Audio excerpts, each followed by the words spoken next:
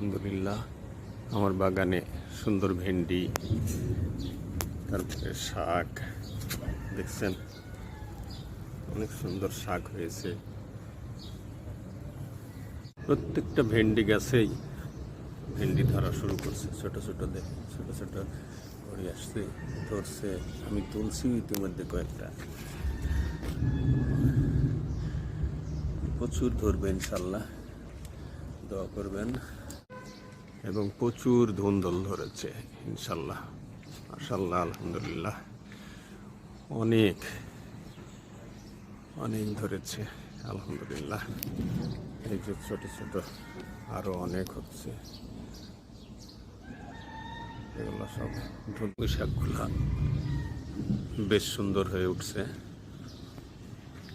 অল্প কিছুদিনের মধ্যেই এগুলা জাংলায় উঠে যাবে ইনশাল্লাহ। এই জাংলা ধরে